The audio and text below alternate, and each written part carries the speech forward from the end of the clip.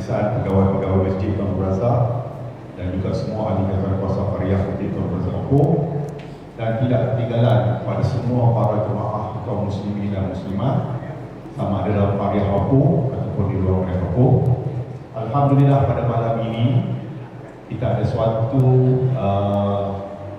uliah maghrib khas yang diangkat oleh Jabatan Pengurusan Negeri Perlis, yang mana penceramah khas ni diserahkan kepada kita pada malam ini, yang mana elok kita perkenalkan nama penceramah kita pada malam ini, iaitu Ustaz Ahmad Zahiruddin bin Muhammad Zabidi, dan beliau sebentar lagi akan mendengarkan ceramah ini. Dan insyaAllah tajuk pada malam ini telah pun ditetapkan oleh beliau, insyaAllah, iaitu fitnah sirah di alam Melayu. Jadi untuk butiran peribadi Ustaz ni, mungkin Ustaz sendirilah akan memberi maklumat-maklumat dalam mukadimah dia. Jadi tanpa membuang masa, saya dengan segala sukacitanya mempersilakan penceramah jemputan kita pada malam ini, iaitu Ustaz Ahmad Zahiruddin bin Muhammad Zabidi, untuk tampil ke meja ini dan teruskan dengan kuliah maghrib kita pada malam ini, insyaAllah. Jadi majlis mempersilakan.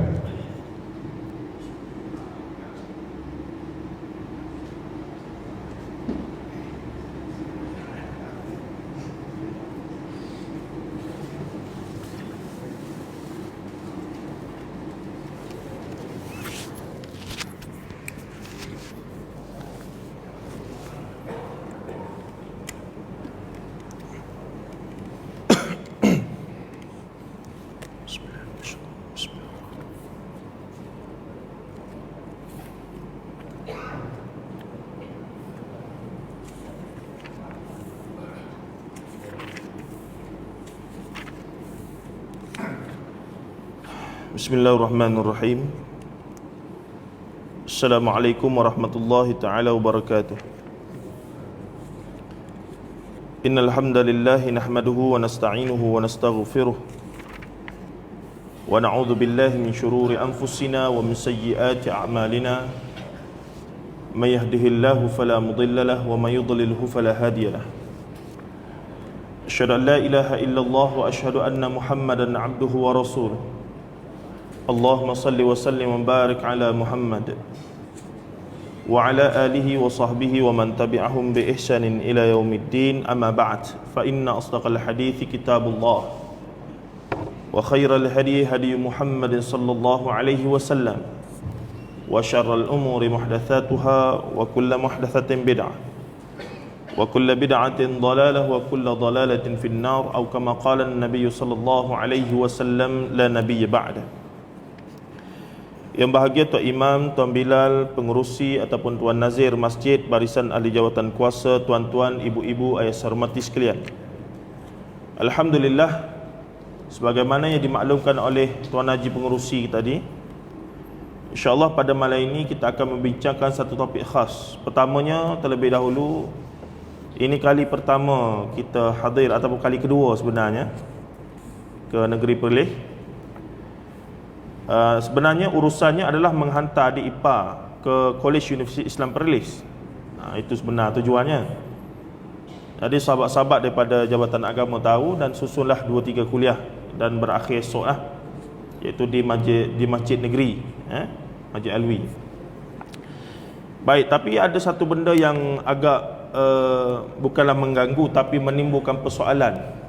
Bila hantar adik ipar tadi, dalam taklimatnya diberitahu kuota untuk pelajar masuk ke KUIP ni masih ada lagi. Dan kita tahu KUIP menawarkan tempat pengajian secara percuma.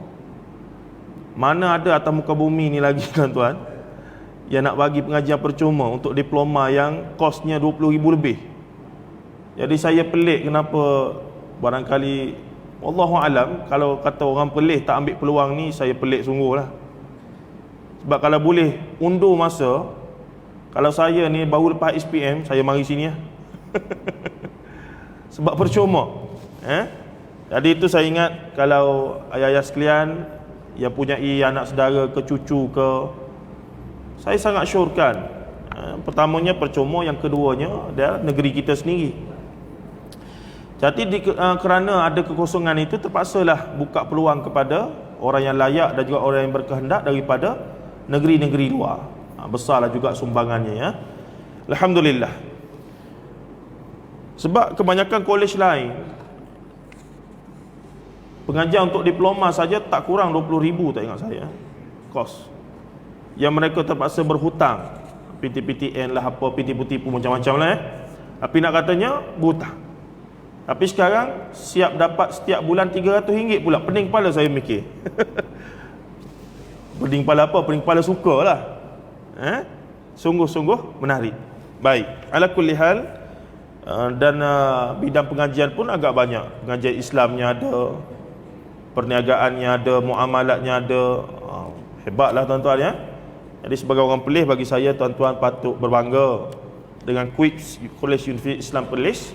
Bahkan khabarnya akan dinaik taraf oleh Tuanku Raja, iaitu dijadikan universiti penuh insya-Allah dalam masa terdekat ni. Baik, ala kulli hal, tajuk yang kita nak bincang pada malam ini iaitu fitnah sirah di alam Melayu. Kenapa alam Melayu? Kerana kita nak khusus fokus kepada alam Melayu Nusantara kita ini. Rupa-rupanya saya minta satu projektor, saya nak tunjuk gambar. Kuliah saya ni berdasarkan buku yang saya karang sendiri, iaitu tajuknya Israiliyat, Hadis Maudhu' dan Fitnah Sirah di Alam Melayu. Idea asal tulis buku ini kerana saya duk perhati guru-guru kita, ustaz-ustaz kita yang ceramah, alhamdulillah banyak, lebih kurang 10-20 tahun ini, banyak mendedahkan kepada kita tentang yang disebutkan apakah itu Israiliyat, apakah itu hadis maudhu' ataupun al-maudhu'at dalam bahasa Arab, ataupun at-tahrif fis sirah, iaitu penyelewengan dalam sirah.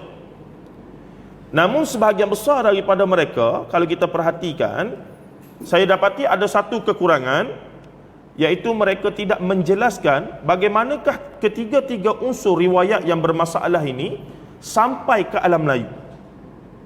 Mereka cerita ni hadis palsu, ni hadis dhaif, ni hadis maudhu', ni Israiliyat, ni batil, ni tak boleh guna, ni adalah sirah yang tak betul, tak kuat, tak sahih. Tapi sebahagian besar daripada mereka tidak menjelaskan bagaimanakah perkara-perkara ini sampai ke alam Melayu kita ni, termasuk Perlis Macam mana dia sampai? Sebab dia mesti bermula di negara Arab. Jadi dia sampai ke alam Melayu ni macam mana? Baik, pertamanya kita kena faham apakah itu alam Melayu. Rupa-rupanya bila saya berpindah daripada pengajian Islam, saya tukar bidang pergi pengajian Melayu. Sebab apa? Sebab nak faham cara orang Melayu faham agama mereka.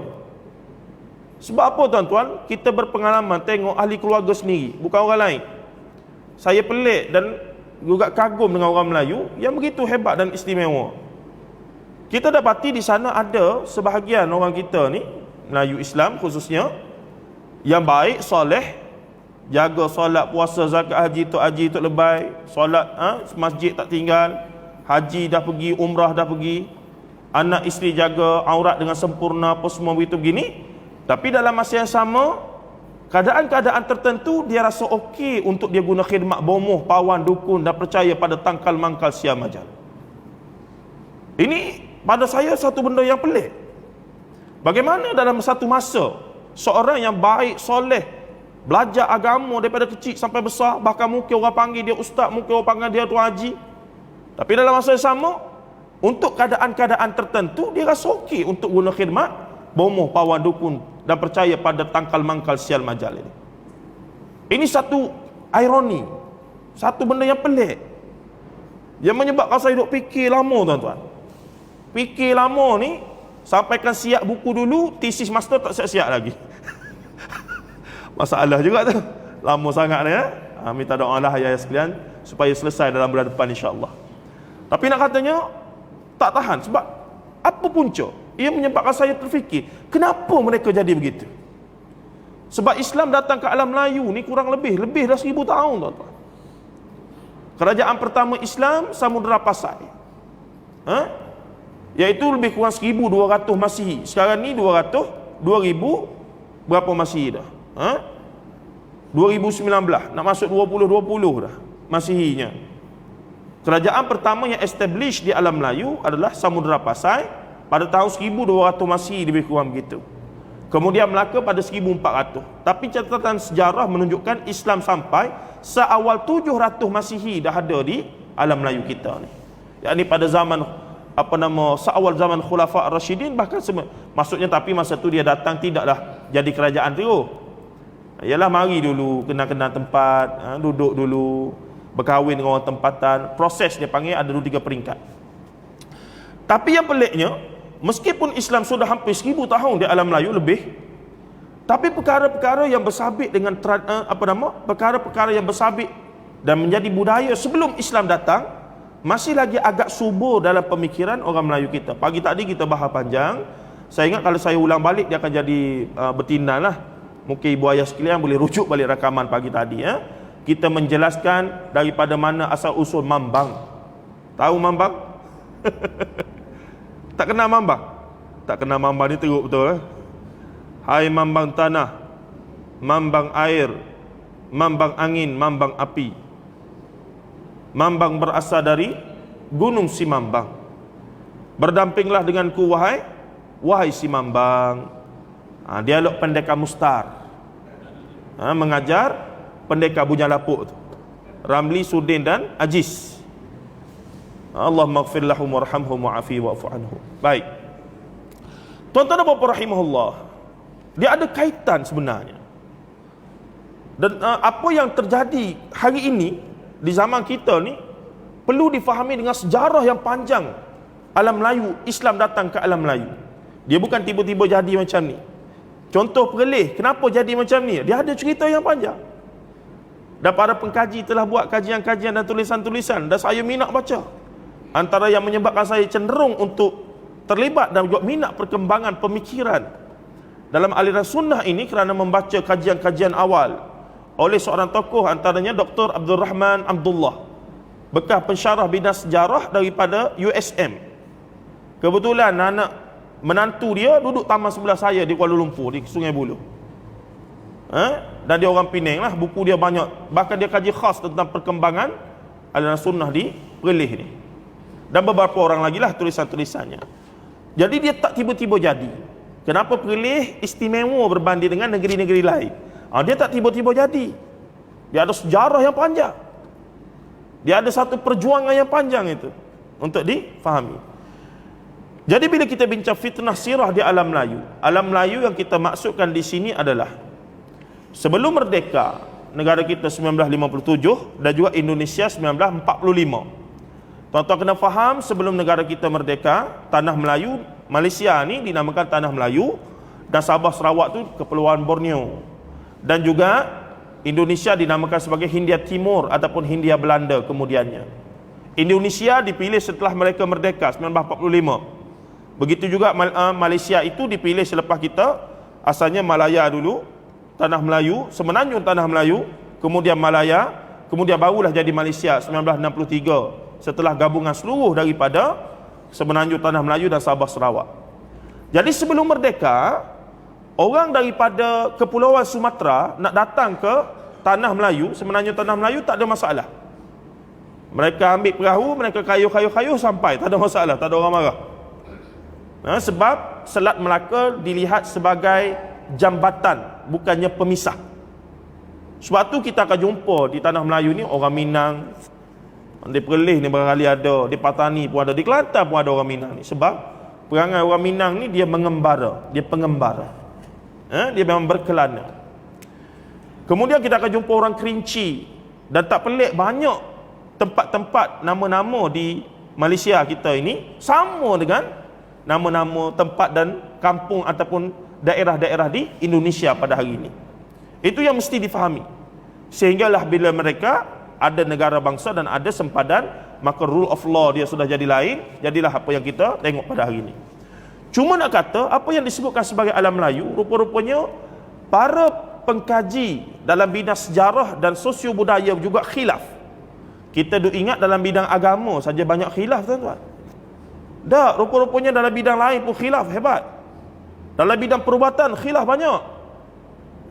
Diagnose satu penyakit, scan.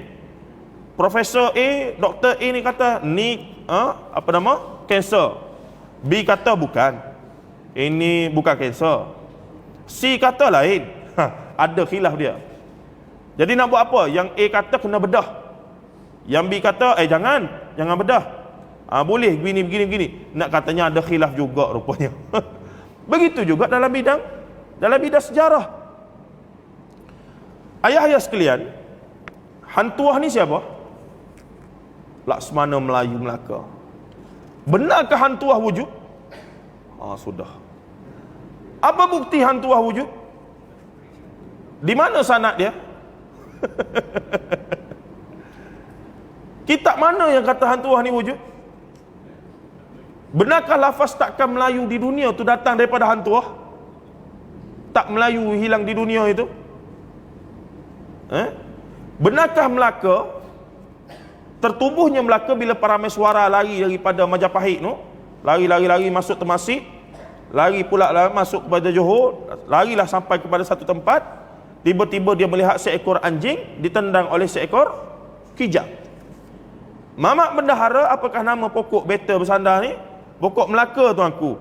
Kita buat negeri Melaka ini. Betul ke begitu, tuan-tuan? Kalau tuan-tuan percaya ni berat ni. Teruk betul kalau percaya cerita ni. Nampak sangat bohongnya. Ni penting tuan-tuan. Ni penting. Sebahagian daripada, paling tidak sebila saya tukar bidang dalam pengajian Melayu ni, kita kena belajar sejarah apa semua begitu gini, budaya. Rupa-rupanya pandangan tentang kewujudan Hantuah ni saja ada 3 pandangan. Khilaf. Ada 3 mazhab di kalangan para sejarawan dan pengkaji. Yang pertama, nak dengar ke tak ni? Ni jadi kuliah sejarah dah pula. Tak apalah dah, ada kaitan juga tu. Yang pertama, pandangan kata, ya betul Hantuah tu wujud. Golongan sejarawan ini biasanya yang cenderung ke arah sastra dan budaya dan juga bahasa. Mereka sangat cenderung kata Hantuah ni wujud sebab apa? Sebab adanya hikayat Hantuah. Walaupun hikayat Hantuah ditulis 100 tahun selepas Melaka jatuh. Melaka jatuh 1511, Portugis serang. Hikayat Hantuah ditulis 100 tahun kemudian. Jadi sanadnya tu terputus jauh tu tuan-tuan. Mengkotek jauh tu putus tu. Satu. Dan juga dalam Sulalatus Salatin, satu lagi karya sastra Melayu yang hebat agung, Sulalatus Salatin, ada juga disebut tentang Hantuah.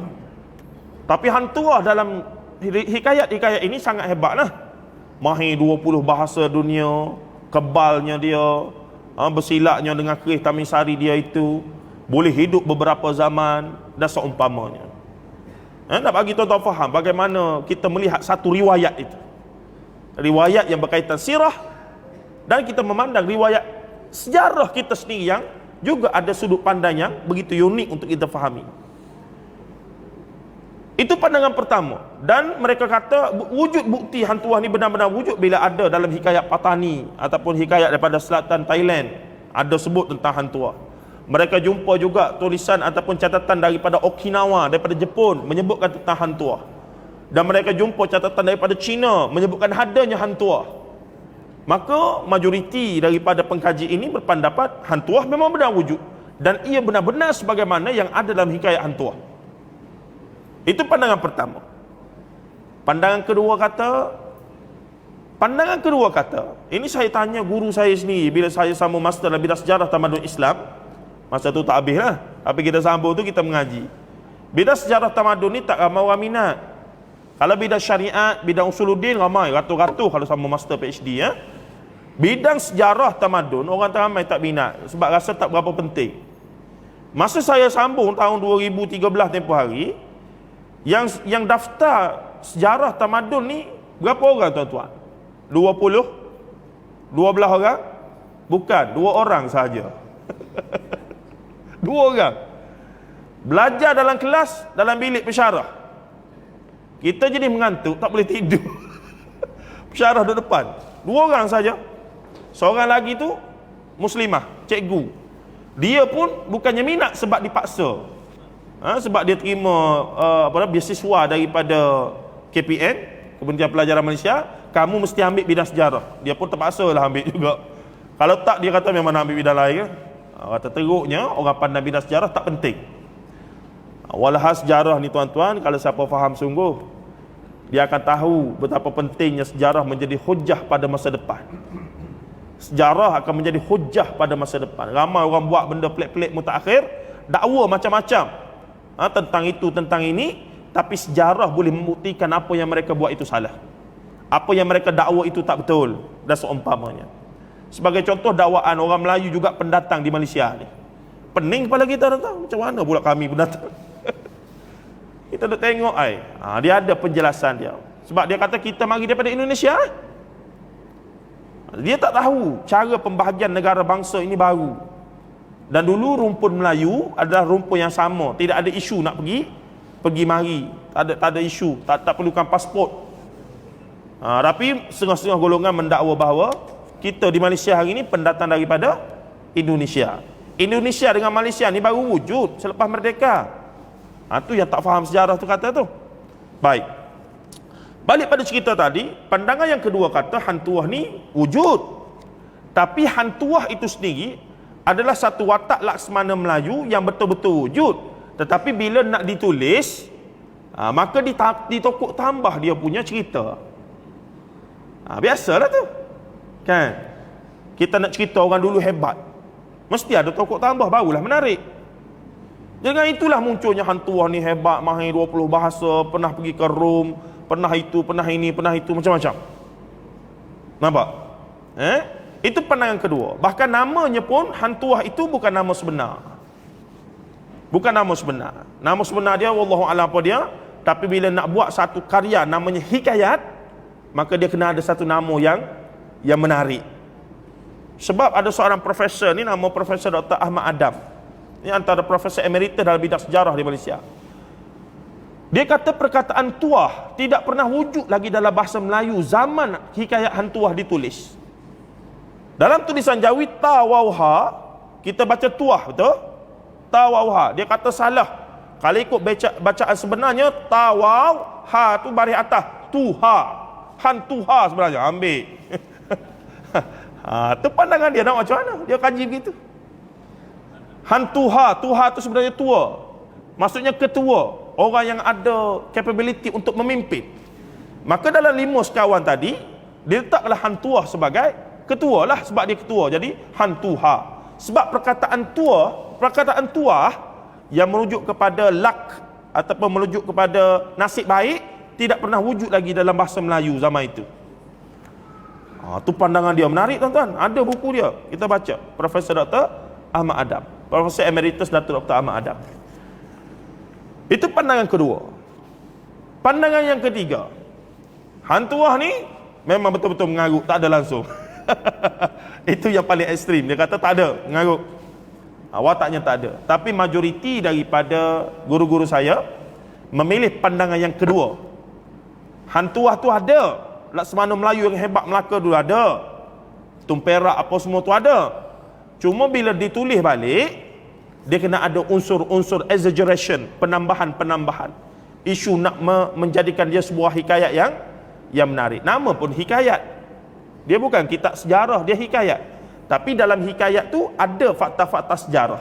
Itu yang menariknya dan hebatnya pujangga penulis Melayu dulu. Tuan-tuan percaya ke cerita Puteri Gunung Ledang? Percaya?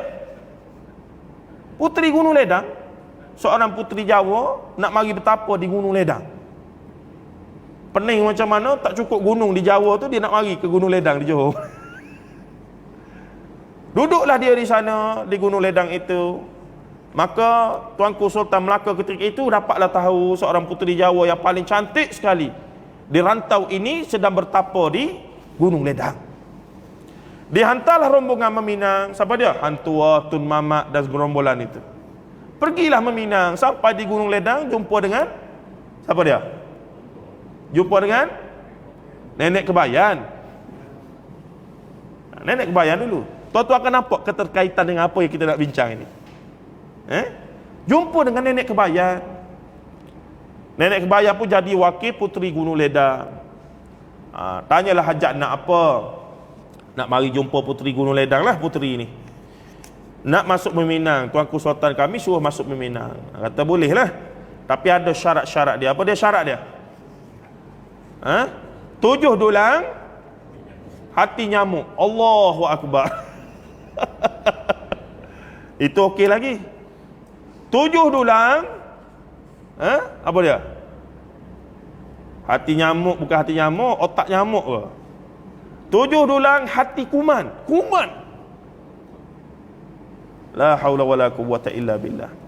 7 tempayan air mata anak gadis sunti. Ni okey lah, logik lah ya.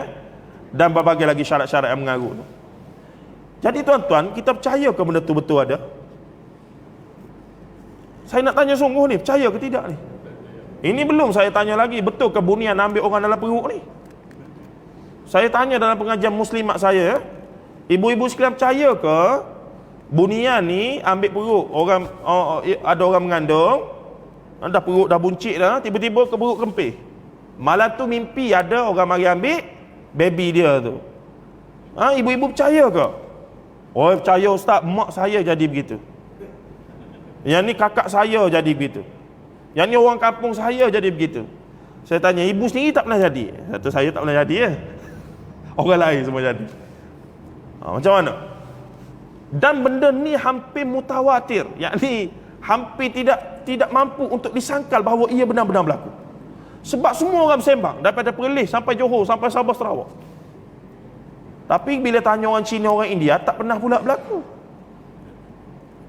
Bunian tak ambil ke baby dia orang ni, lagi comel pada baby Melayu saya rasa. Tak ada pula. Satu. Yang kedua, kebanyakan kes yang berlaku bila kita tanya tahun bila hajah. Yang ni kata mak saya tu tahun 60-an. Yang ni kata mak dia tahun 70-an. Yang ni kata kakak dia tahun 80-an. Yang ni kata orang kampung dia tahun 90-an. Semenjak tahun 2000 dan ke atas, ketika kita punya hospital ni dah hebat, dia punya scan apa semua, tak dengar ada cerita bunian ambil baby orang Melayu ni. Pelik tuan-tuan saya. Kemanakah bunian-bunian itu pergi sekarang? Adakah dia tak berminat dah nak ambil baby-baby orang Melayu ni? Menyusah betul dia kata orang budak. Orang manusia ni nak bela. Itu timbul persoalan. Kita tanya, saya tak nafikan wujudnya makhluk-makhluk yang namanya makhluk halus ni. Itu jin iblis belaka lah. Quran sebut ada surah Al-Jin, ada sihir, yu'allimunan nasa as-sihra ma unzila ilaihi bi babil harut wa marut. Kena ada, percaya. Tapi peristiwa yang sering buat sekian lama, bila Islam mari ajar kita Quran dan Sunnah, dan kamu mesti percaya benda ghaib yang hanya datang daripada Quran dan Sunnah, pun kita tak percaya lagi benda macam tu. Macam mana tuan-tuan? Ajaib. Bila kita terima Quran dan Sunnah, akidah tauhid Islam, kita dalam masa yang sama kita tak tinggal benda-benda yang diwarisi daripada tok nenek moyang kita semenjak daripada zaman sebelum ada agama lagi. Kita tak tinggal. Kita campur sekali. Sebab tu ada orang bila dia sakit, Allah Taala uji sakit, kanser ke apa ke, bila Allah Taala uji dia akan pergi hospital. Kalau di sini ni saya tengok KPJ besar juga tu. Yang ni orang Perlis ni banyak duit jugalah tuan. Ada hospital swasta yang hebat tu. Nah. Jadi yang hospital ni dia pergi juga. Dapatkan diagnose, dia buat apa, kemoterapinya apa semua gitu begini, dia buat makan ubatnya apa semua dia buat. Dia balik rumah, dia mari masjid, dia minta orang masjid kalau di luar pada Perlis lah. Dia suruh buat solat hajatnya, dia suruh baca yasinnya, dia buat air tawarnya, dia buat macam-macam. Ataupun dia pergi jumpa Tok Syekh mana-mana apa semua, minta buat penawar ubat macam-macam, ada seumpama. Pun dia buat juga. Tapi yang ketiga pun dia buat juga apa dia? Bila ada orang mari bisik kat dia, sebenarnya saya kenal ni, ada seorang ni hebat juga ni. Oh, dia boleh berubat, dia siup sikit je, dia boleh jadi tu. Dah ramai dah orang yang sembuh kerana dia buat ni. Maka dia tak ada masalah untuk nak rasa pergi jumpa tadilah bomoh pawan dukun apa semua gitu begini tadi. So yang berubat moden pun dia ambil, yang dinamakan perubatan solat hajat apa semua ni, buat air tawar pun dia ambil juga. Yang bomoh apa semua ni pun dia ambil juga. Ni pelik orang Melayu tuan-tuan, sebahagiannya. Kalau kita terlibat dalam benda ni, maka jelaslah kita masih lagi tak faham konsep qada dan qadar Allah Azza wa Jal dan hakikat aqidatut tauhid yang Allah Ta'ala garis pandukan berdasarkan Quran dan sunnah Nabi sallallahu alaihi wasallam. Kita tak faham jelas lagi. Tuan-tuan dan puan rahimahullah Ta'ala, makanya dengan apa yang saya timbul-timbulkan tadi, maka tidak peliklah kenapakah banyak, kalau ada slide show saya akan tunjuk ya, slide show tu saya sedang khas, kenapakah di kalangan orang Melayu kita, khususnya di luar pada Perlis lah, saya yakin masih lagi mudah percaya kepada cerita-cerita yang pelik-pelik, yang gaib dan ajaib, tapi dinisbahkan pada agama walaupun tidak ada riwayat sahih tentang perkara tersebut. Bila kita tanya daripada mana awak dapat ni? Tak adalah, saya dengar ustaz saya sebut lah, dia kata dia mimpi. Bergerak tuan-tuan. Tak boleh begitu. Perkara gaib tak boleh dibuat-buat begitu. Al-Quran menyebutkan banyak ayat. Qul la ya'lamu man ghaibas samawati wal ardi illa Allah. Katakanlah, lebih kurang ada 47 ayat dalam Quran yang menyebutkan tentang kalimah al-ghaib, hakikat beriman kepada perkara gaib itu apa. Tapi disebabkan kita tak jelas dengan perkara ini, maka kita dengar siapa-siapa cerita benda pelik-pelik pun kita boleh terima. Maka orang mari cerita pada kita, Nabi Khidir masih hidup, saya pergi ke Mekah, tawaf rasa nak pitam, tiba-tiba bila nak jatuh ada satu lembaga datang sambut saya dalam keadaan mamai, saya rasa itu adalah Nabi Khidir alaihi salam. Oh jangan, dia kata besar gitu, hitam-hitam, dia kata masa tu mamai. Kita kata bukan Nabi Khidir tu, Bangla Afrika mana tak tahu. Dia kata Nabi Khidir. Sebab riwayat tentang perkara-perkara ini telah dibereskan oleh para ulama. Al-Imam Ibn Qayyim Al-Jauziyah rahimahullah dalam kitab dia dalam kitab dia Al-Manarul Munif fi Sahih wad Dha'if menyebutkan semua riwayat yang menyebutkan tentang Nabi Khidir alaihi salam masih hidup semua palsu belaka. Ini kata penting untuk kita tahu sumber rujukan dan ketepatan sumber itu dalam agama kita. Maka siapa-siapa nak cerita apa-apa tuan-tuan, dia kena nyatakan daripada mana dia dapat peristiwa tersebut. Saya nak bagi contoh satu lagi sebelum kita masuk perbincangan yang lebih dalam lagi ni. Satu hari kita berbincang dalam grup WhatsApp, macam-macam lah grup WhatsApp ni ya. Ada seorang hamba Allah ni, dia ni aktif sungguh, dalam semua grup dia ada. Dan hari-hari dia ni tak ada buat benda lain melainkan ada buat benda yang sama, duk cerita benda yang sama. Golongan-golongan yang tak kena dengan dia semua sesat belaka. Satu hari dia cerita tentang hadis dan dia dakwa. Satu hari dia tulis dalam tu, dia kata Imam Syafi'i ni hebat. Antara kehebatan Imam Syafi'i menghafaz juta hadis. Dia sebut gitu. Saya bila tak layan lah, sebab WhatsApp ni layan buat apa, orang pening kepala. Tengok dia sebut begitu, saya sajalah tanya balik dia, tuan, minta maaf, yang tuan sebut Imam Syafi'i hafaz juta hadis itu, tuan ambil daripada mana? Itu soalan saya. Tuan dakwa Imam Syafi'i ambil hafaz juta hadis. Kita pun tanya, tuan ambil daripada mana? Dia jawab balik macam mana? Habis tu Imam Syafi'i hafaz berapa hadis? Saya kata, manalah saya tahu. Saya tak tahu, sebab tu saya tanya, tuan ambil daripada mana? Mestilah Imam Syafi'i hafaz juta hadis sebab dia tu alim. Saya tak kisah, tapi saya nak tahu sumber saja, tuan ambil daripada mana? Pulah dia pusing tu jauh. Sebab saya kata yang saya tahu riwayat yang kuat, ada riwayat yang menyebutkan hafaz juta hadis ni bukan Imam Syafi'i, tapi Imam Ahmad bin Hanbal. Dan ini diriwayatkan oleh anak dia Abdullah bin Ahmad dalam Syiar A'lam Nubala oleh Al-Imam Az-Zahabi rahimahullahu ta'ala. Memang ada riwayat kuat yang menyebutkan Al-Imam Az-Zahabi hafaz juta hadis. Tapi sejuta di sini bukan hadis matan teks dia itu, tapi sanadnya bersama.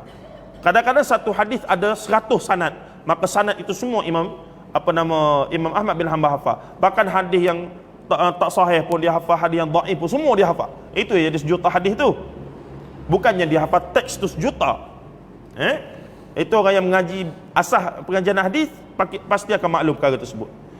Jadi saya tanya hamba Allah ini, kata, tuan, yang saya tahu adalah Imam Ahmad bin Hanbal yang dikatakan hafaz juta hadis dan riwayatnya ada. Dia kata, ya ke? Cuba tunjuk bukti daripada mana? Dia pula tanya kita.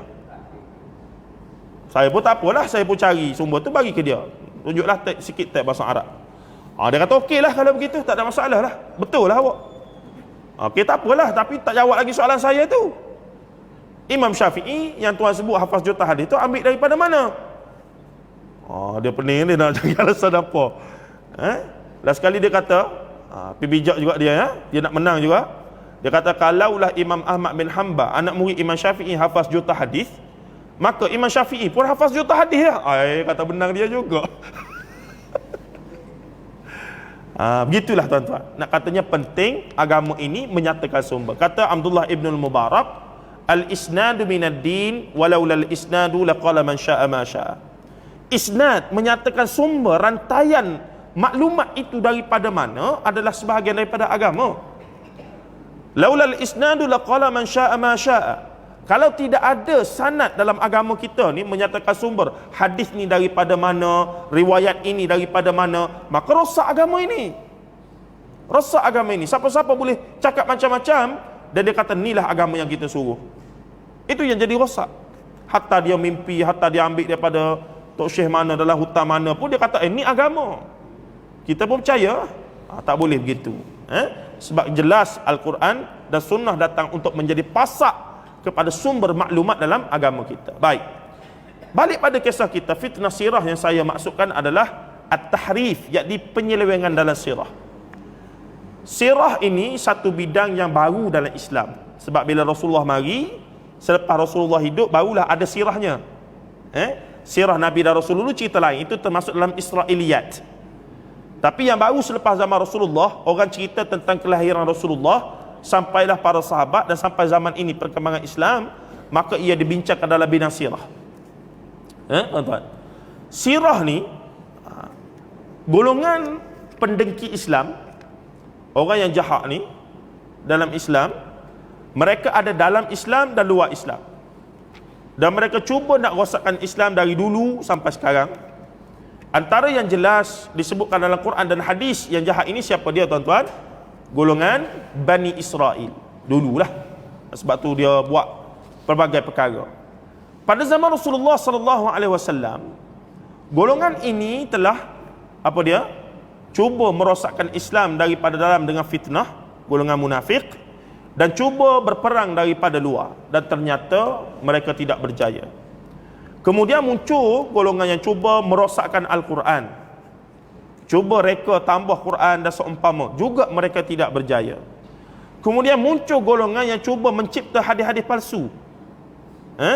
Maka muncullah golongan Syiah dan seumpama itu, dan juga mereka tidak berjaya. Ulama-ulama hadis bangkit dan membetulkan hadis-hadis ni sahih, ni tidak sahih, ni sanad kamu ambil daripada mana, ni riwayat kamu tidak kuat dan seumpamanya. Hebat ilmu hadis. Dan alam Melayu ni sangat lewat sampai ilmu hadis. Sebab itulah kita jadi macam terkejut bila ramai ustaz-ustaz mutaakhir mula duk bincang dan memberatkan tentang riwayat sanad sahih ke tidak apa semua. Kita jadi macam terkejut sikit. Sebab berpuluh tahun kita duduk ni tak ada orang bincang benda tu. Sebab Islam datang ke alam Melayu 1000 tahun tuan-tuan, karya dalam bidang hadis sangat sedikit. Ya banyak dalam bidang fiqh, akidah dan tasawuf. Tapi dalam bidang hadis dan tafsir Al-Quran tak banyak. Ini menunjukkan perkembangan penulisan Islam di alam Melayu. Dia ada dia punya pattern, dia ada dia punya kecenderungan itu. Maka apa yang berlaku tuan-tuan dan puan rahimahullah, antara bidang yang mereka boleh melakukan kerosakan adalah bidang sejarah, sirah. Maka kita mendapati banyak catatan-catatan berkaitan dengan Rasulullah dan juga sahabat-sahabat Rasulullah, ada dia punya tahrif ataupun penyelewengan. Dan ini bukan kita yang kata lah, ulama-ulama yang kaji riwayat ni. Kisah-kisah Rasulullah tidak terlepas daripada kerosakan, percubaan untuk merosakkannya banyak. Dan yang paling ketara adalah di kalangan para sahabat Rasulullah sallallahu alaihi wasallam. Contoh yang paling dahsyat tuan-tuan adalah ketika zaman Khulafa' Ar-Rasyidin. Tuan-tuan di Perlis ni pernah jumpa tak orang nama Muawiyah? Saya nak seorang saja nama Muawiyah.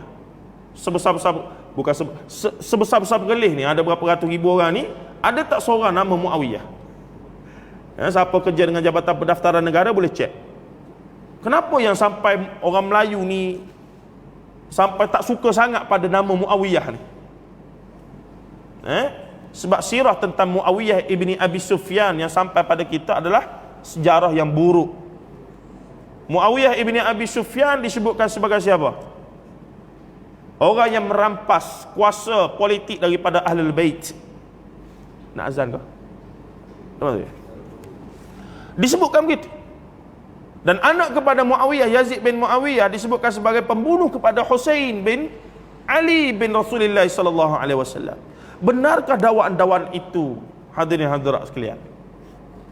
Sedangkan Muawiyah adalah orang yang dijamin oleh hadis Nabi SAW sebagai ahli syurga. Banyak riwayat yang menyebutkan tentang kedudukan Muawiyah. Muawiyah penulis wahyu Rasulullah SAW. Muawiyah memerintah Damsyik 20 tahun sebanyak zaman Umar bin Khattab, sampailah dia menjadi khalifah dan memerintah lagi, dan memerintah menjadi khalifah Islam selama 20 tahun. 40 tahun dia memerintah. Jadi orang yang boleh memerintah 40 tahun ni hebat, tuan-tuan. Bukan calon-calon orang lah. Tapi kalau kita nak banding Muawiyah dengan Abu Bakar, takkanlah sama. Itu kena faham. Abu Bakar, Umar, Uthman lebih aula lah. Tapi tetap Muawiyah adalah sahabat. Kulluhum udul, mereka semua adil. Dan kulluhum fil jannah radhiyallahu anhum wa radu'an. Mereka dengan Allah, redha dengan Allah, dan Allah redha dengan mereka. Okey, Muawiyah kita kata dia dah belakang sikit. Nampak macam ada logik lah kalau dia buat benda tak betul pun. Kalau kita kata begitu, yakni kita tak boleh pun kata begitu sebenarnya. Sebab dia ahli syurga. Disebutkan oleh para ulama dalam pengajian hadis, guru-guru kami, sekecil-kecil sahabat Rasulullah tidak boleh lawan sebesar-besar wali Allah yang dikatakan tok wali tu, tidak boleh lawan sekecil-kecil sahabat Rasulullah SAW. Pernah ada ditanya antara Muawiyah dengan Umar bin Khattab, Umar bin Abdul Aziz, yang mana lebih mulia? Ada orang tanya pada zaman, tak silap saya, Imam Ahmad bin Hanbal ataupun zaman-zaman imam ini, ada orang tanya antara Muawiyah ibni Abi Sufyan dengan Umar bin Abdul Aziz, yang mana lebih hebat dan lebih mulia? Apa jawapan? Saya tak ingat, saya kena cek balik riwayat ni, minta maaf. Tapi lebih kurang disebut mafhum bahawa debu yang lekat di kuda Muawiyah tak boleh lawan Umar bin Abdul Aziz, tak boleh lawan. Sebab nilai kedudukan sahabat Rasulullah itu menjelaskan segala-galanya. Kerana menjadi sahabat Rasulullah adalah confirm ahli syurga. Begitu keadaannya. Muawiyah penuh dengan kisah yang sungguh dahsyat, fitnah terhadap dia. Tapi yang lagi kita tak boleh terima siapa dia, tuan-tuan? Menantu kepada dua orang anak Rasulullah SAW. Menantu Rasulullah kepada dua orang anak Rasulullah SAW yang dinamakan Zul Nurul Ain, pemilik dua cahaya mata Rasulullah. Siapa dia? Uthman bin Affan radhiyallahu anhu. Uthman dalam catatan sirah memerintah 12 tahun. 6 tahun pertama tak ada masalah sebab dia mewarisi daripada zaman Umar bin Khattab, yang mana golongan munafik tak berani buat apa, golongan kufar pun takut. Tapi pada zaman Uthman, 6 tahun pertama golongan ini duk perhati. Bila masuk 6 tahun kedua, dia kata Uthman ni kita boleh buat, kita boleh makan lah kot. Nampak dia macam kita boleh buat something. Maka dalam rekod sirah banyak menyebutkan bahawa 6 tahun kedua banyak berlakunya masalah dalam pemerintahan Uthman bin Affan. Dan dakwaan yang paling teruk kena pada Uthman, dahsyat tuan-tuan. Apa dia? Mengambil duit Baitul Mal untuk membuat rumah kepada isteri-isteri dia. Ni dahsyat tuan-tuan. Uthman bin Affan, Al-Asharatul Mubasysyirin bil Jannah, 10 yang dijamin syurga. Buat kerja ahli neraka, boleh kita terima? Mustahil. Apabila nas sudah menjamin syurga, Al-Quran dan hadis menjamin dia syurga, tiba-tiba kita rekodkan, riwayatkan dia berakhlak dengan akhlak ahli neraka, boleh kita terima, tuan-tuan? Dan ada setengah-setengah ustaz ceramah dengan happy tentang perkara ini dan menisbahkan ataupun mengaitkan dengan suasana politik semasa. Na'udzubillahi min dzalik hadza. Tak boleh. Sahabat Rasulullah bukan challenge. Ya, mereka buat dosa besar. Ada sebahagian kecil asghar sahabah berzina, ada yang datang untuk dihudud kemudiannya. Ada yang minum arak, ada. Tapi kemudian taubat mereka taubat ahli syurga. Mereka berzina, mereka serah diri untuk dihudud, rejam sampai mati. Debat Ustaz Salman Ali dengan Ustaz Wanji tempoh hari lah, kena tengok tu. Itu nilai iman para sahabat. Ya, mereka buat dosa besar, tapi nilai taubat mereka nilai taubat ahli syurga. Tapi kemudian benda ini berkembang kerana dalam bidang sirah sebahagian ulama kemudian tidak melihat ia penting sebagaimana riwayat-riwayat hadis.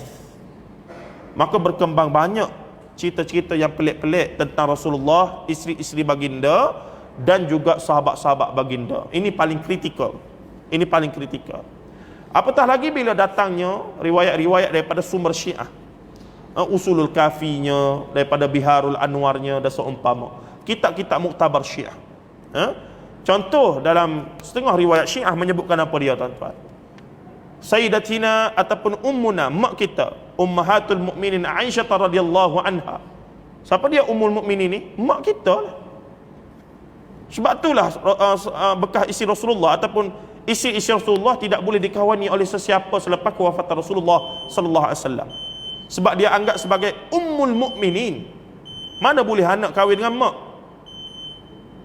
Tapi Aisyah dalam rekod Syiah disebutkan telah berzina dengan dua orang sahabat setelah daripada kewafatan Rasulullah sallallahu alaihi wasallam. La haula wala quwwata illa billah. Tak boleh terima, tuan-tuan. Siapa dia boleh terima ni, berat dia tu, something somewhere dengan keimanan dia.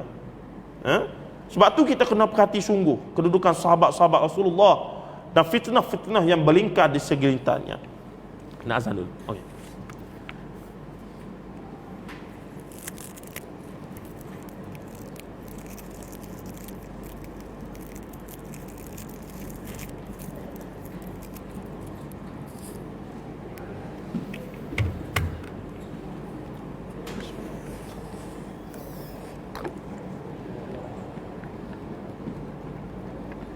Allahu akbar.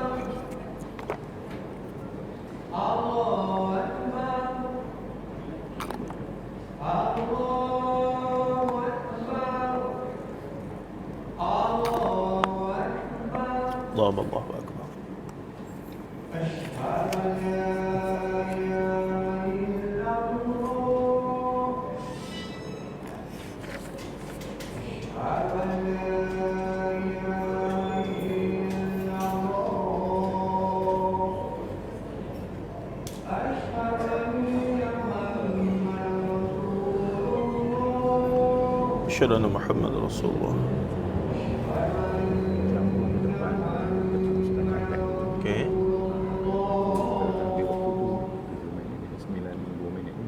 Boleh? Boleh. Boleh, insyaAllah.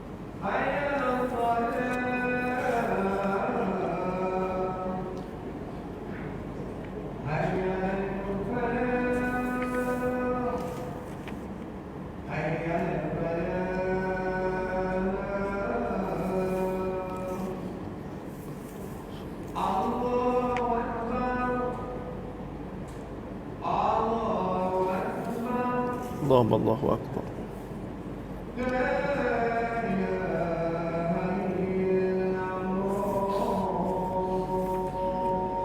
La ilaha illallah Muhammadar Rasulullah sallallahu alaihi wasallam. Allahumma rabb hadhihi da'wati tammati was-salatu qaimmati Muhammadar Rasulullah Bismillah wassalatu wassalamu ala Rasulillah wa ba'd. Kita sambung sikit lagi, tuan-tuan. Saya nak bagi contoh supaya tuan-tuan nampak isu-isu yang kita angkat pada malam ini. Sebenarnya isu ini ada tokoh yang sudah menjuarainya. Antara lain Samahah Mufti sendiri. Di peringkat master dia membuat satu tesis master di USM di bawah penyeliaan Profesor Datuk Dr.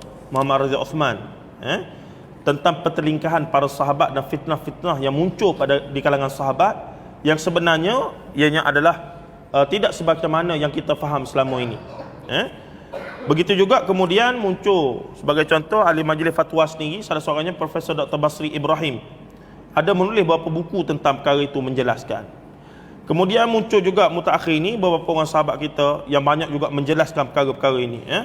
Contoh yang masyhur antara lain selain pada Uthman bin Affan yang saya nak baca dia punya nukilan yang saya ambil daripada seorang tokoh yang menjadi pujaan saya, tuan-tuan, iaitu siapa dia? Profesor Dr. Hamka. Saya dengan Hamka ni, Allah, kira-kiranya dia ni idola kita lah. Tapi bila baca dia punya buku sejarah yang bertajuk Sejarah Umat Islam yang tebal, ternyata Hamka juga tergelincir dalam menukilkan dalam bab Uthman ibn Affan. Kalau saya kira saya punya hormat pada dia, tak wajarlah saya mendedahkan apa yang dia buat. Tapi ilmu adalah ilmu, dan juga hujjah adalah hujjah. Maka kita kena sebut, tanpalah kita menafikan sumbangan dia. Dan saya tak katalah Hamka masuk neraka kerana dia salah nukil tu, tak. Cuma kita kata memang dia tersilap dalam dia menukilkan dalam buku dia, dan buktinya jelas. Nanti saya akan tunjukkan contohnya bagaimana Hamka sedikit tersilap dalam banyak karya dia, 120 lebih karya dia. Dalam bab sejarah khususnya berkaitan Uthman ibn Affan, dia ada buat kesilapan sikit. Dan kesilapan itu besar, tuan-tuan, sebenarnya. Biasalah, sebab adalah bab-bab yang terlepas pandang itu. Cerita yang masyhur sampai di kalangan kita, ibu-ibu sekalian suka dengar, apa dia? Cerita Abu Umar bin Khattab radhiyallahu anhu. Umar pada suatu hari dilihat menangis, ketawa terbahak-bahak. Lama kemudian menangis bagaikan anak kecil. Sahabat-sahabat pun mari tanya, "Ya Amirul Mukminin." Masa tu dia jadi khalifah dah lah. Tanya, "Kenapa kamu begini ni?" Maka Umar pun cerita, "Bila aku ketawa terbahak-bahak tadi, aku teringat zaman kita jahiliyah dulu. Zaman aku jahiliyah dulu. Aku ambil tepung, aku uli tepung tersebut, aku buat jadi berhala, aku sembah, tiba-tiba aku lapar, aku pun makan dia. Maka bodohlah aku. Jadi aku pun terketawa terbahak-bahak. Ya kamu sedih tu? Yang saya sedih ni teringat dulu masa jahiliyah saya ada seorang anak perempuan. Cantik dia, comel dia. Kalau penceramah tu sedap lagi, dia tambah lagi, tuan-tuan. Itu kata penting pandai bercerita penceramah ni. Jadi pada suatu hari aku bawa dia berjalan-jalan. Ada anak ini bertanya, "Ayahku, ke manakah kita mahu pergi?" Ni bahagian tambah belakang ni. Ni dia panggil apa dia? Ziyadah. penambahan lafaz yang untuk menyedapkan cerita ceramah. Sampai tengah padang pasir, aku pun korek lubang. Bila dah cukup dalam, aku pun tolak anak aku tu dah ke dalam dia. Menangis-nangis anak aku tu. "Ayah, kenapa buat saya begini? Kenapa buat begini? Kenapa buat begini? Saya minta maaf kalau buat salah." Tu dialog rekaan belaka tu. Hatta dalam teks yang tak betul tu pun tak sebut begitu. Tapi nak ceramah, dia kenalah sebut begitu. Tu masalahnya. Dan kemudiannya, aku pun tanam dia hidup-hidup. Walaupun dia merayu sekuat hati apa semua, aku tanam dia. Kalau ustaz-ustazah yang pandai ceramah, tuan-tuan boleh menangis kita dengar. Memang boleh menangis kita dengar. Tapi itu dulu zaman jahiliyah. Semoga Allah Ta'ala ampunkan aku. Jadi kononnya pengajaran daripada kita ini adalah sebesar mana pun dosa kita dulu, maka taubat itu tetap diterima oleh Allah. Masalahnya, tuan-tuan, sahih ke tidak cerita ini? Sahih ke tidak cerita ini? Apa gelaran Umar bin Khattab? Dia punya kunyah Abu Hafs.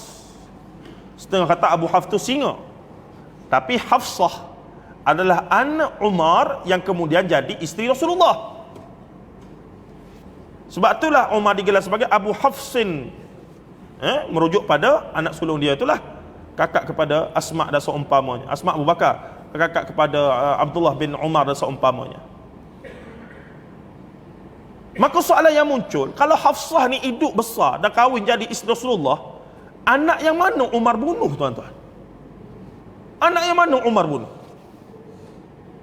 Ya, memang ada budaya bunuh anak di kalangan orang Arab jahiliyah dulu, ada. Quran sebut, tuan-tuan, ya.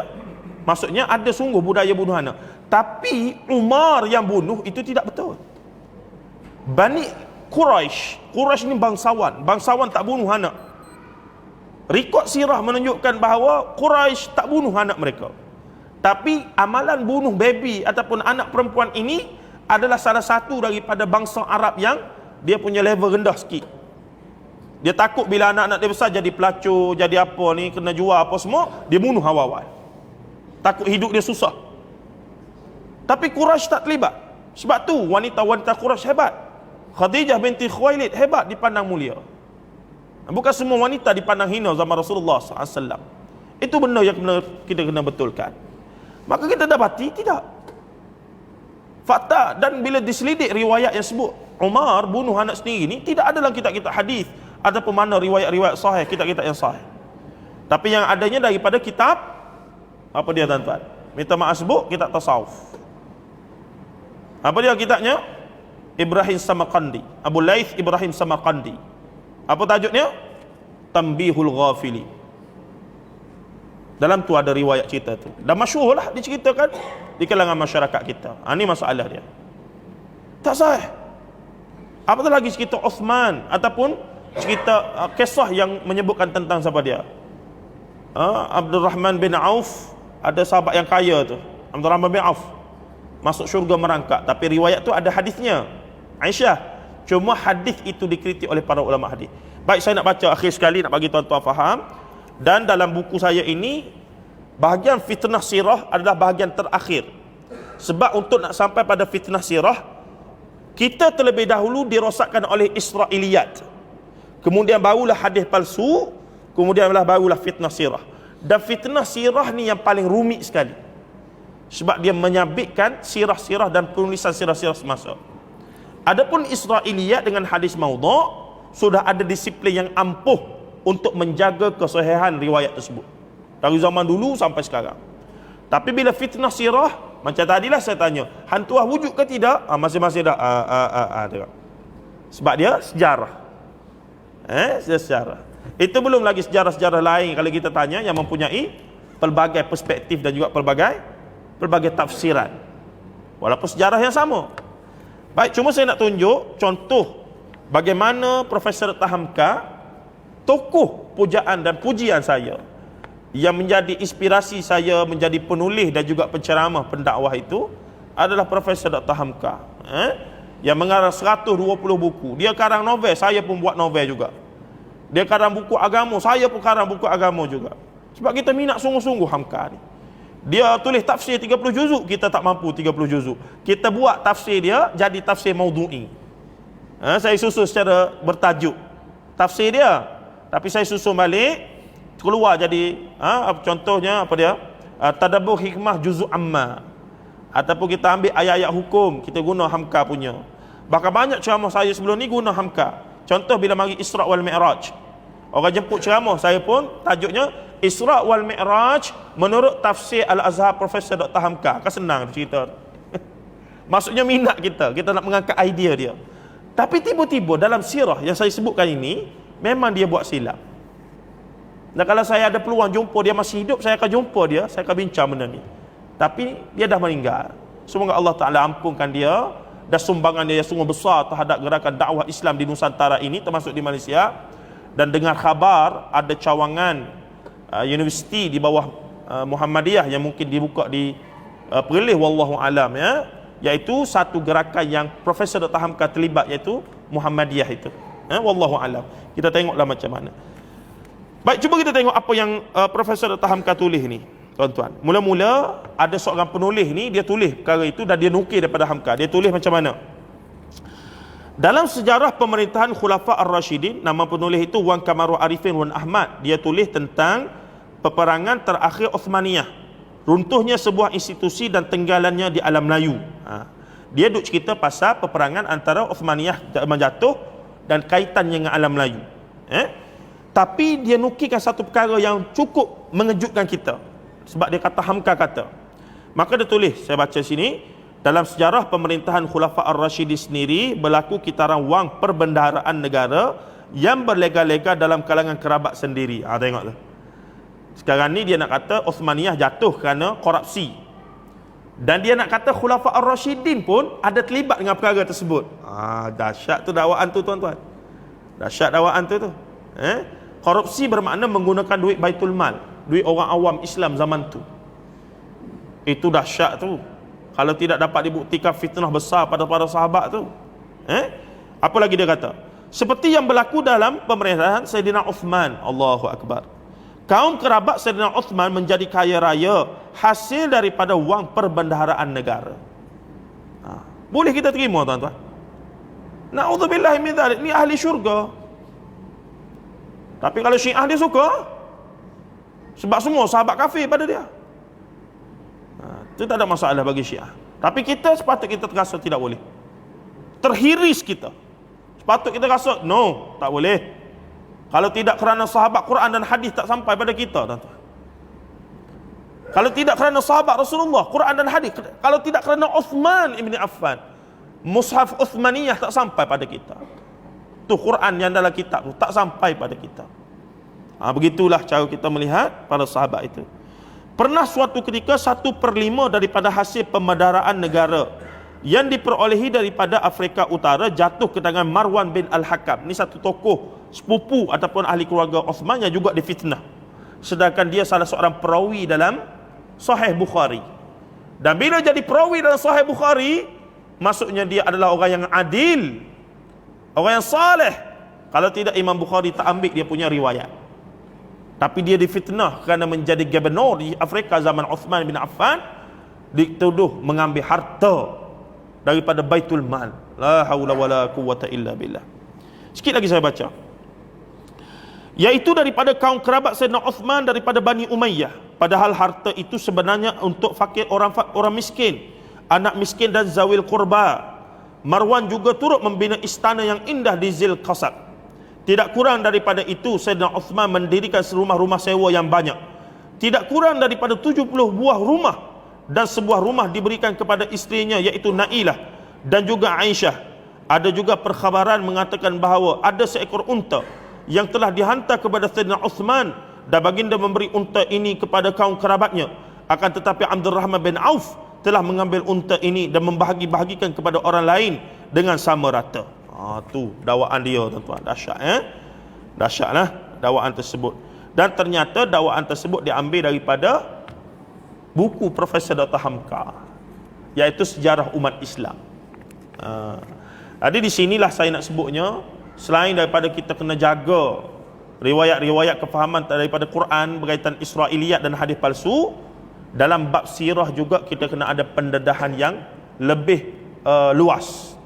Dan antara tokoh saya nak kenal kepada tuan-tuan dan sebahagian dah kenal, yang sangat-sangat konsisten, istiqamah bawa isu ini, dan juga antara yang paling lantang dalam bab ini, menulis banyak makalah dan juga ceramah-ceramah beliau dalam bab ini adalah Maulana Muhammad Asri Yusof daripada Kelantan. Dia daripada tahun 80-an, ketika semua orang majoriti memuji, puja Khomeini, dia seorang-seorang kata semua orang kena tipu dah.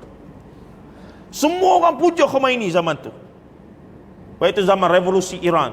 Kita tak panggil revolusi Islam Iran, tuan-tuan. Kita panggil revolusi Syiah Iran. Maka semua orang puji Iran ketika itu. Tapi Maulana Muhammad Asri Yusof seorang diri, sebab dia besar, dia tengok Syiah di Pakistan, India, dia tengok dengan butir mata apa yang mereka buat di sana. Maka dia kata tak, tertipu. Betul, setelah 10-20 tahun orang tak dengar cerita dia, mutaakhir ni jelas apa yang dibuat oleh golongan Syiah itu terhadap Sunni. Dan mereka tak pernah ada intention pun untuk nak berbaik dengan kita, melainkan berbaiknya mereka itu untuk nak khianati Sunni itu sendiri. Dan itu berlaku secara jelas apa yang mutaakhir ni berlaku, dan itulah yang berlaku sepanjang zaman, tuan-tuan. Sebab idealism ataupun dustur agama Syiah itu sangat ekstrim. Dia menghukumkan kafir orang yang tak beriman kepada Isna Asyariyah dia tu, Imam 12 dia. Siapa yang tak percaya pada imamah, Imam 12 itu semuanya kafir belaka. Kita nasibi, kita di sisi Syiah adalah kafir, tuan-tuan. Kita di sisi Syiah adalah kafir. Syiah yang saya maksudkan ini adalah Syiah Imamiyah Ithna Asyariyah, Syiah rasmi di Iran pada hari ini. Sebab tu kena jelas, ada orang tanya, Syiah ni Islam lagi ke Ustaz? Saya tanya, apa syarat jadi Islam? Mengucap 2 kalimah syahadah, cukup rukun Islam dan rukun iman. Saya kata, cuba dengar Syiah mengucap macam mana. Adakah dia mengucap 2 kalimah syahadah? Tuan-tuan balik buka YouTube, tengok Syiah di negara Arab tu, dia mengucap 2 kalimah syahadah ke, tuan-tuan? Asyhadu an la ilaha illallah wa asyhadu anna Muhammadur Rasulullah wal Khomeini wa Ali waliyullah wal Khomeini hujjatullah wal la'nat ala Abu Bakr Umar Uthman. Mana 2 kalimah syahadah? Mana 2 kalimah syahadah? Macam mana kita boleh kata dia Islam lagi? Itu pribadi saya lah. Kita mengaji akidah, kita kata akidah itu mesti mengesahkan Allah, mencukupkan syarat, dan tidak boleh buat perkara yang membatalkan akidah, baru sempurna. Isbat dan nafi.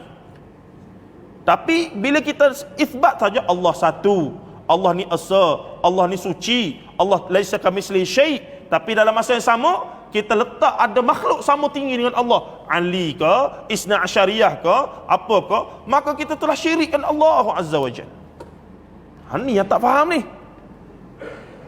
Dia nampak pakai jubah semuta, dia punya serban besar pada kita. Tak kira begitu, kita kira akidah tu. Isbat dan nafi akidah itu. Kalau tak faham yang ni tuan-tuan, kadang-kadang tu sahabat-sahabat saya, ustaz sendiri tak faham bab ini. Dia tidak melihat Syiah ini dari sudut akidah, dia lihat dari sudut mazhab apa semua. Saya kata pelik sungguhlah, ya Allah. Dan ini tidaklah menunjukkan kita tidak boleh bermuamalah dengan mereka. Hubungan negara ke negara tak ada masalah tuan-tuan, dalam setengah-setengah kali. Tapi mengiktiraf akidah dia itu tak boleh. Tak boleh. Akidah mengkafirkan sahabat Rasulullah. Apa hukum kafirkan sahabat Rasulullah? Apa hukum menyatakan ibu kita Aisyah zina? Pelik kita tuan-tuan, masih ada yang boleh menerima dan bersangka baik dengan kelompok ini. Na'udzubillahi min dzalik. Semoga Allah Ta'ala ampunkan kita dan bagi kita kefahaman yang sesungguhnya dan menjauhkan kita daripada kerancuan ataupun kekeliruan ini. Tuan-tuan dan puan-puan rahimahullah, akhir sekali saya nak sebut bahawa itulah perjuangan kita, bahawa kalau apabila kita memahami cara agama Islam berinteraksi dengan sumber, maka banyak benda-benda yang golongan sesat, golongan yang memang nak rosakkan Islam ini, kita akan dapat tengok cara mereka yang halus, bagaimana mereka mencuba untuk merosakkan Islam, merosakkan pegangan kita terhadap sahabat-sahabat Rasulullah. Sikit saya nak tambah, Syiah ni dia tak attack direct Rasulullah sallallahu alaihi wasallam.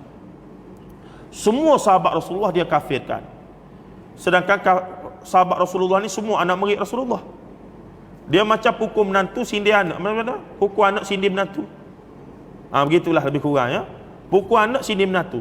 Kalau ikut sebenar Syiah nak kata Rasulullah ni pun tak boleh pakai tuan-tuan. Tapi kalau dia direct sangat, nampaklah dia tu tak Islam. So dia kona sikit, dia kafirkan semua sahabat mereka berapa orang saja. Ali, Fatimah, Miqdad ibn al-Aswad, pada lagi Salman al-Farisi dan beberapa orang yang ada farsi-farsi belakang, itu tak ada masalah. Abu Hurairah apa semua kafir belaka. La haula wala quwwata illa billah. Sebab apa begitu? Bila kita kata anak murid Rasulullah tak berguna kafir, maksudnya Rasulullah tu siapa? Rasulullah tu siapa? Guru kepada orang kafir belaka.